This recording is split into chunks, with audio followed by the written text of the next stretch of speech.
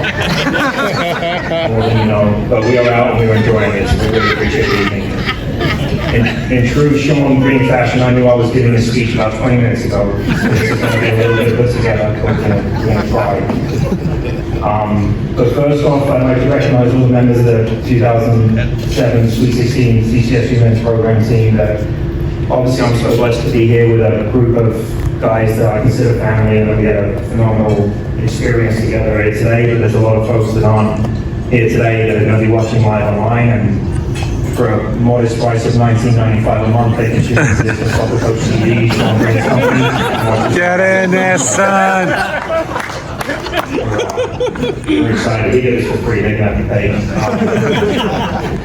Obviously, huge respects to, I'm going to go through everyone. I'll be quick, I promise, but obviously, Paul Sitters Armstrong, Eddie Floyd, Ben Howell, Rob Kavanagh, Connor Smith, Brian Cody, Ursus Aware, Blaine Bowdice, Aaron Waldorf, Colin Nicholas, Nick Soares, Chris Jones, Joanne Ronquist, David Pinto, John Agbatar, Chris Brown, Ryan Gagnon, Joey Biscardi, Kyle Doobie, Nick Allegro, Neil Bruton, Patrick O'Leary, Jordan Nichols, Scott Melville, and obviously a huge shout out to the staff, Sean Green, Gaffer, Paul Wright, Christian Benjamin, Flavio, who we're devastated he's not here tonight, but he's a huge part of our team. And obviously a massive shout out to one of my brothers, Andrew Cooper is here today, but Jan Mikowski, who was imperative to the journey we had. We'd love him to be here today. We understand why he can't be, but massive shout out to him. And obviously Molly, the team, the central staff that helped us through that journey. They all epitomize the spirit, the ethos in the team, and it was an honor to share the field with them. And I love every single one of them with all my heart, and the pure world-class people everybody's become as part of that team. The biggest recollection I look at that 2000 team, we kind of discussed it, but we talked through the journey that we took, and it was probably about the 5th game of the conference that we were into that journey, and we'd gone through a game where we had an away game at FDU in that season where we won 2-1, and it was the first game in history of the NCAA, certainly in soccer, I don't know if any other sport had ever recorded, where we had a score overturned for a decision after the fact of the game. So we ended up being from a winning team to a tie game.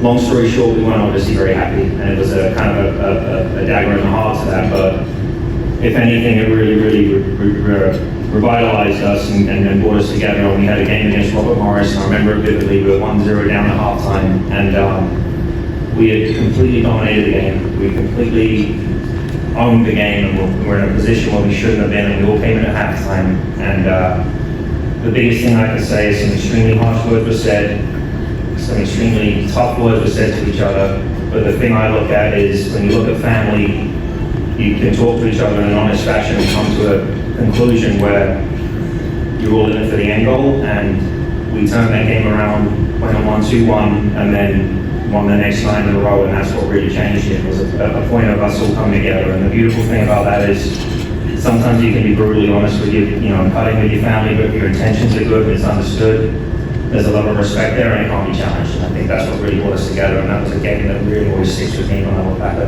that year, as far as just kind of a turning point. And I wouldn't change it for the world, and we're in a really good spot from coming from that, and that's adversity. The journey obviously culminated in us winning 9 straight games. We went into a conference championship, and as discussed, we beat Monmouth and 3 nationally ranked teams. And the only correction I'll make is that Harvard were 15th ranked, we beat Tulsa who were 4th, and that was a really big point for us because we took off some pretty big scouts on the way, and very unexpected. The Tulsa game, I remember sitting there in the game, and I don't know if any of you guys have been in Tulsa, Oklahoma. I went on vacation there for a year. It's kind of limited. But we got into the game, and it was pretty somber. We got into it. We took an early lead. I remember a cross coming over in the latter part of the half. We were 2-1 up, and one of their guys missed a pretty open chance, and I just heard a bellow of just like crowd noise, and I looked around and I was like, holy, and I'll say my language, there was like 5,000 people there watching because obviously they had nothing else to do. And it was just a really cool moment where I'm like, okay, this is happening. And we went on to win that game, and it was a great experience. I've never been booed and whistled at, and yelled at and abused so much since I've been at home with my wife.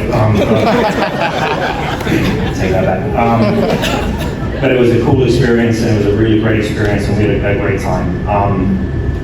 Obviously the games were a highlight, but the thing I look back on the most, and the thing that we're having the most fun talking about tonight, is the camaraderie and the team spirit which brings us together. The most joy I get when I reflect on that year is the long bus trips to away games.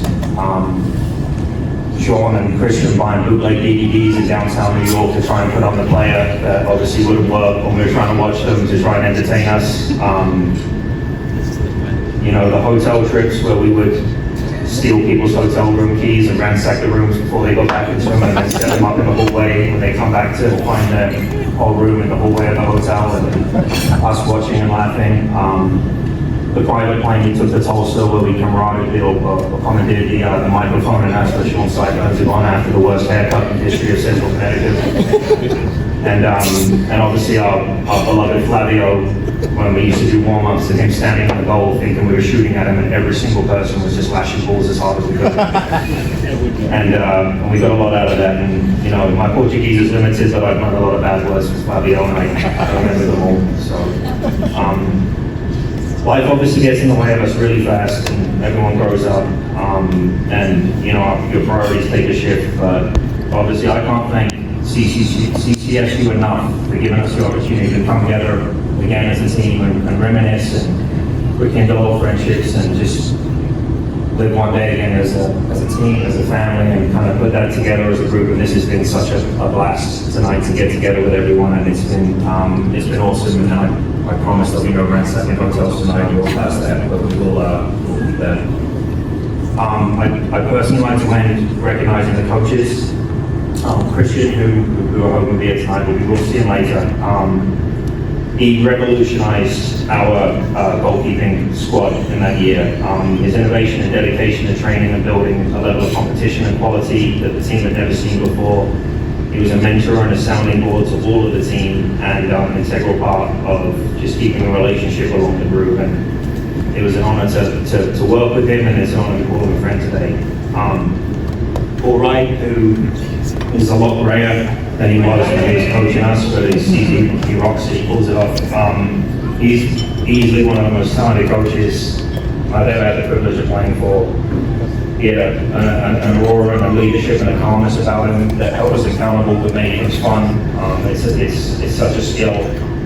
I'm extremely proud to see how well he's doing right now at St. Joseph's and what he's doing with that program, and I know he's going to the sky's the limit, but he's a world-class human and a world-class man and a world-class coach. I can't thank him enough for everything he did.